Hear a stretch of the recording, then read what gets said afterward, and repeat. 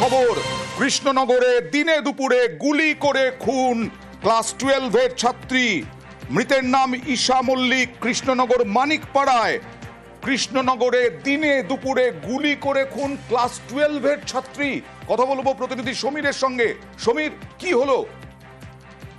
কৃষ্ণনগর মানিকপাড়ার ঘটনা। কৃষ্ণনগর মানিকপাড়ার এই ঈশা মল্লিকের বাড়িতে আজ দুপুরে এক দুষ্কৃতী বাড়িতে হামলা চালায় এবং সেই সময় কিন্তু এই বাড়িতে দোতলাতে ছিলেন ঈশা মল্লিকের ভাই, মা এবং পরিবারের সঙ্গে।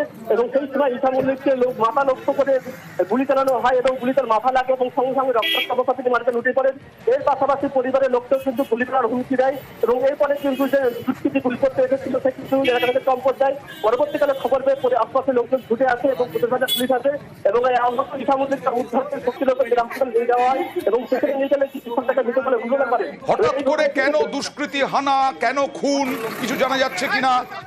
দেখো, পরিবার সূত্রে যেটা জানা যাচ্ছে যে দুষ্কৃতী এসছে তার বাড়ি কাঁচরাপাড়ায় এবং তার সঙ্গে পুরো পরিচিতি রয়েছে, কিন্তু ঠিক কি কারণে খুন সেটা কিন্তু এখনো পর্যন্ত জানা যায়নি। কারণ কিছুক্ষণ আগেকারই ঘটনা, এখনো সম্পূর্ণ বিষয়টা আসেনি। পুলিশ যেমন তদন্ত করছে, পাশাপাশি আমরা প্রত্যেক চেষ্টা করছি যে পুরো কোনো সত্যতা রয়েছে কিনা এবং কি কারণে খুনটা। এই যে কাঁচরাপাড়া থেকে এসে খুন করে দিয়ে চলে গেল, কাঁচরাপাড়া থেকে এলো এবং তারপরে ঘরে ঢুকে গেল, কেউ কি দেখতে পেয়েছে ওই যুবককে, ওই দুষ্কৃতীকে?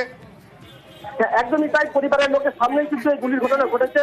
কারণ যখন এই গুলি চালানোর ঘটনা ঘটে তখন ওই মেয়েটির পাশেই কিন্তু তার মা, ভাই ছিল, যাদেরকে গুলি করার জন্য বন্দুক কুপিয়ে চলে যায় এবং এরপরে গুলি চালিয়ে চম্পট দেয়। এর পাশাপাশি তার দাদু নিচে ছিল, তার কিন্তু গুলি আওয়াজ পেয়ে ছুটে যায় এবং তারা কিন্তু প্রত্যেকে এই দুষ্কৃতী পালিয়ে যেতে দেখেছে এবং তাদের চাচি তারা তাদেরকে চেনেন এবং তার বাড়ি কাঁচরাপাড়ায় এবং আজ দুপুরে সহজায় সে বন্দুক নিয়ে বাড়িতে আসে এবং এসে সে ঈশা মল্লিককে লক্ষ্য করে মাথায় গুলি চালায় এবং ঘটনার ফলে সে রক্তাক্ত অবস্থা লুটিয়ে পড়ে। এর পাশাপাশি তার মানে পূর্ব পরিচিত বলেই কি ঘরে ঢুকতে পেরেছিল? এক পাশাপাশি যাদের সেটা কিন্তু মনে করা হচ্ছে যে পূর্ব পরিচিত বলে কিন্তু বাড়িতে খবর পেয়েছিল, যদিও সমস্ত দরজা খোলা ছিল এবং কোনো বাধার সম্মুখীন তাকে হতে হয়নি এবং পরিবারের লোকজন তাকে চেনে। এবারে তেমনটা জানা যাচ্ছে এবং খবর পেয়ে পুলিশ কিন্তু এসেছে, যে তদন্ত শুরু করেছে এবং এই দুষ্কৃতির খোঁজে কিন্তু তল্লাশ চালানো হচ্ছে। তোমার কাছে আবার আসবো। এই মুহূর্তে নিউজ 18 বাংলায় যারা চোখ রেখেছেন তাদের জানাই, কৃষ্ণনগরে ক্লাস 12-এর ছাত্রীকে গুলি করে খুন। জানা যাচ্ছে দুষ্কৃতীর বাড়ি কাঁচরাপাড়ায়, পূর্ব পরিচিত, এবং সেই পূর্ব পরিচিত দুষ্কৃতী এসে গুলি করে খুন করে ক্লাস 12-এর ছাত্রীকে কৃষ্ণনগরের মানিকপাড়া। এই কৃষ্ণনগরের মানিকপাড়া এই মুহূর্তে তো জনবহুল। যখন গুলি করে খুন করে তখন তো জনবহুল, পালাতে পারলো কি করে সমীর?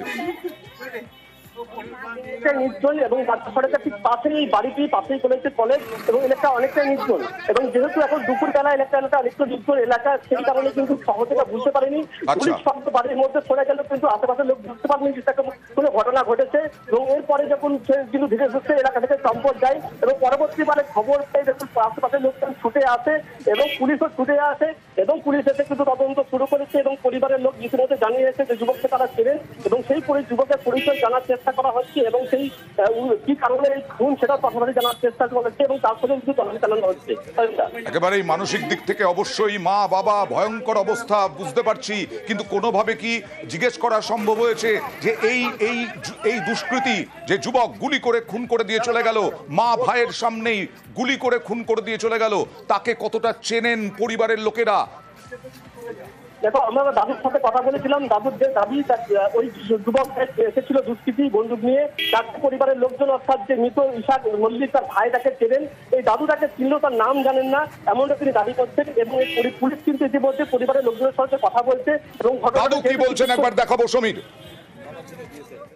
আমরা বাড়িতে নিচে ছিলাম, খানিক পরে দেখি ফট করে একটা আওয়াজ হলো। আওয়াজ হওয়ার পরে আমার নাতি স্কুল থেকে বাড়ি আসার পরে জানতে পারা গেল যে এই অবস্থা হয়ে বন্দুক মেরে গুলি করেছে। আমার নাতিদের গুলি করতে যাচ্ছিল, আমার বৌমাকে গুলি করতে যাচ্ছিল সে। তারপরে বেরিয়ে চলে গেল। গুলিটা লাগলো কার? আমার নাতনির গুলি মাথায় লেগেছে। কে করলো গুলি? গুলি কাঁচরাপাড়া একটা ছেলে, ওরা চেনে, সেই ছেলেরাই এসে গুলি করেছে। কারা চেনে?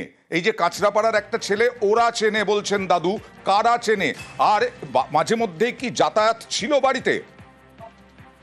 দেখো দাদু যেটা দাদি যে ঈশা মল্লিক যে ছাত্রী খুন হয়েছে সে বা তার ভাই এই ছাত্রকে এই যুবকটিকে চেনে দুষ্কৃতি এসেছিল, ফলে তারাই বলতে পারবে। কিন্তু এখনো পর্যন্ত তাদের মানসিক অবস্থা এতটাই খারাপ, কথা বলার সুযোগ হয়নি। তবে আমরা তার সাথে কথা বলে সেই বিষয়ে জানার চেষ্টা করছি এবং এই যুবক পরিচয় কিন্তু পুলিশ ইতিমধ্যে হয়তো পেয়েছে পরিবারের সূত্র ধরে এবং সেখান থেকে তাকে খোঁজার চেষ্টা চালাচ্ছে এবং কিছুক্ষণ এবং এই এলাকা থেকে কিন্তু চম্পট দিয়েছে, ফলে এই আশপাশের এলাকা কিন্তু নাকা তল্লাশি চলা হচ্ছে। সে যদি ট্রেনে এসেছে বা বাইকে এসেছে বা কোনো সড়ক পথে এসেছে কিন্তু সেটা খোঁজ দেওয়ার চেষ্টা করছে এবং সেই এলাকার লোকগুলোতে কিন্তু ইতিমধ্যে পুলিশ নাকা চেকিং শুরু করে দিয়েছে ওই দুষ্কৃতির খোঁজে।